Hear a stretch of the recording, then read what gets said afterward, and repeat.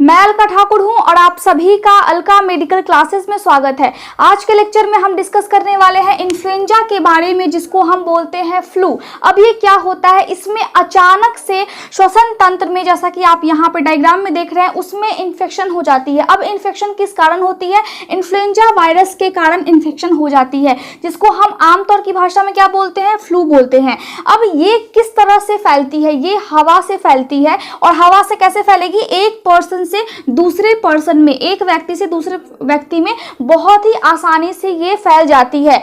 अब जब ये हो जाती है किसी व्यक्ति को, तो कितने दिनों तक रहती है? तो लास्ट जो होता है वो 3 to 5 डेज, 3 से 5 दिन तक रहती है। और उसके बाद भी, उसके खत्म होने के बाद भी, ठीक होने के बाद भी उस पेशेंट को थकावट महसूस हो सकता है 2 से 3 हफ्ते तक। इन्फ्लुएंजा या फिर फ्लू होने के क्या क्या कारण होते हैं? क्या कारण होते हैं? इसके जो टाइप है वो इन्फ्लुएंजा वायरस ही है, मतलब फ्लू फैलाने वाली वायरस को ही हम बोलते हैं इन्फ्लुएंजा वायरस। और इसके 3 टाइप होते हैं। पहला है ए, बी और सी। जो सी होता है वो सबसे ज्यादा कमजोर होता है और ए और बी बहुत ज्यादा खतरनाक होते हैं। अगर ये किसी व्यक्ति में चला जाए तो वो बहुत ज्यादा सिम्टम यानी कि लक्षण को पैदा करेंगे, उसके बॉडी में बहुत ज्यादा लक्षण देखने को मिलेंगे। ए और बी जो स्ट्रेन है, ए और बी जो टाइप है, स्ट्रेन का मतलब होता है इसी वायरस का जाति। तो ए और बी जो है वो अपने आप में बहुत जल्दी जल्दी परिवर्तन लाता है। और जो ए टाइप है वो 2 से 3 साल में अपने आप में परिवर्तन ला करके फिर से फैल जाता है, मतलब व्यक्ति में संक्रमण फैलाने के लिए रेडी हो जाता है, अपने आप को चेंज करके 2 से 3 साल में। ठीक है। उसके बाद जो टाइप बी है वो 3 से 5 साल में अपने आप में परिवर्तन करता है और फिर वो संक्रमित करने के लिए तैयार हो जाता है और व्यक्ति को संक्रमित करता है, मतलब स्प्रेड होती है ये जो वायरस है वो 3 से 5 साल में बहुत ज़्यादा। तो स्प्रेड का मतलब होता है फैलना। ऐसे ये हर साल होती है, लेकिन ज़्यादा अपने आप में परिवर्तन कौन करता है? जो बी वाला है वो 3 से 5 साल में कर लेगा, और जो ए वाला है वो 2 से 3 साल में अपने आप में परिवर्तन कर लेता है, हर साल, हर 2 से 3 और 3 से 5 साल में। इसके बाद हम देखते हैं कि फ्लू की जो महामारी थी वो कब कब फैली है। 1918 से 1919 में सबसे पहले स्पेन में फैली थी, तो हम उसको बोलते हैं स्पेनिश फ्लू, जिसमें 40 से 70 मिलियन लोग मर गए थे।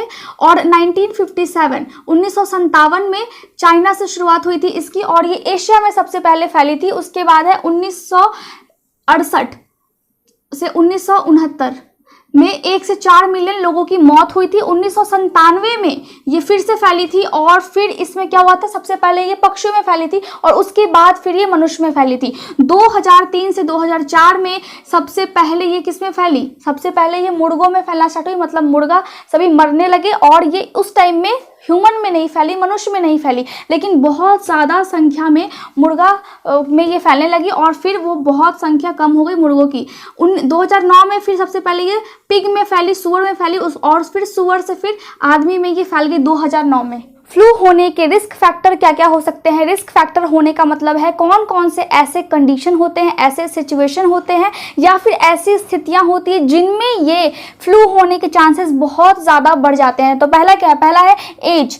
एज के कारण ये ज़्यादातर बच्चों में होते हैं, और 65 साल से जो ज़्यादा उम्र के लोग हैं उनमें ये ज़्यादा होते हैं। दूसरा क्या है? ऑक्यूपेशन, मतलब जो लोग नर्सिंग होम में काम करते हैं या फिर जो लोग मिलिट्री में काम करते हैं उनमें ये होने के चांसेस बहुत ज़्यादा होते हैं। लिविंग कंडीशन, रहने की वजह से, रहने की स्थिति जैसी होती है उसके कारण। अब जो नर्सिंग होम में काम करेंगे या फिर उसके आसपास रहेंगे, हॉस्पिटल्स में काम करेंगे, उनमें होगी। और जो मिलिट्री में जो लोग रहते हैं उनके जो रहने के लिए स्पेस होती है अलग, उनमें ये होने के चांसेस बहुत ज़्यादा होते हैं। वीकेंड इम्यून सिस्टम, मतलब जिसका इम्यून सिस्टम कमज़ोर है उसके बॉडी पे ये जो वायरस है ये बहुत ज़्यादा हावी हो जाएगा तुरंत में। क्रॉनिक इलनेस, बहुत लंबे समय से अगर कोई बीमारी है, जैसे कि डायबिटीज़ हो गया या फिर हार्ट की प्रॉब्लम हो गई, दिल की बीमारी हो गई, उस कंडीशन में भी इसके होने के चांसेस बहुत ज़्यादा हो जाते हैं। प्रेगनेंसी के टाइम में ये जो फ्लू है उसके चांसेस होने के बहुत ज़्यादा हो जाते हैं, और मेनली तीसरे महीने में और दूसरे महीने में ये बहुत ज़्यादा हो जाते हैं। अब हम इसके क्लिनिकल मैनिफेस्टेशन को देख लेते हैं, मतलब साइन और सिम्टम्स क्या क्या होते हैं इन्फ्लुएंजा या फिर फ्लू के, मतलब लक्षण आपको क्या क्या देखने को मिलेंगे अगर ये वायरस आपके बॉडी को संक्रमित कर चुकी है तब। पहला क्या है? हेडेक, सर दर्द होगा, फीवर, बुखार लगेगा, और बुखार का जो डिग्री होगा वो कितने से कितने तक होगा? 38 से 40 तक होगा डिग्री सेल्सियस, ठीक है। Aching muscles and joints, muscles का मतलब होता है मांसपेशियां और जॉइंट्स का मतलब आपके जोड़ों में दर्द होगा। रनी नोज मतलब नाक बहेगी और सोर थ्रोट मतलब गले में खराश होगा। चेस्ट पेन, सीने में दर्द महसूस होगा। लैक ऑफ एपेटाइट मतलब उस पेशेंट को भूख नहीं लगेगी, उस व्यक्ति को भूख नहीं लगेगी, खाना नहीं खाएगा वो। फेटिग एंड वीकनेस, बहुत ज्यादा थका हुआ महसूस करेगा और बहुत ज्यादा कमजोर फील करेगा। इनडाइजेशन मतलब खाने की जो प्रक्रिया है, जब वो खा लेगा तो पाचन सही से नहीं होगा उसके बॉडी में। ड्राई कफ मतलब सूखी खांसी होगी। रेस्टलेस स्लीप, अच्छे से सो नहीं पाएगा, उसको बेचैनी होगी। चिल्स एंड शिवरिंग मतलब उसको ठंड लगेगा और ठंड के साथ हो सकता है तो उसको बुखार भी आए। डायरिया और वॉमिटिंग, वॉमिटिंग का मतलब होता है उसको उल्टी आए और डायरिया का मतलब होता है उसको दस्त भी हो सकता है। अगर आपको फ्लू हो गई है तो इसका ट्रीटमेंट हम किस तरह से करते हैं, इसका इलाज किस तरह से किया जाता है। पहला मैं लिखा नेचुरल, अगर रिकवरी हो तो बहुत अच्छी बात है, क्योंकि नेचुरली अगर आपको ठीक हो जाती है तो अच्छी बात है।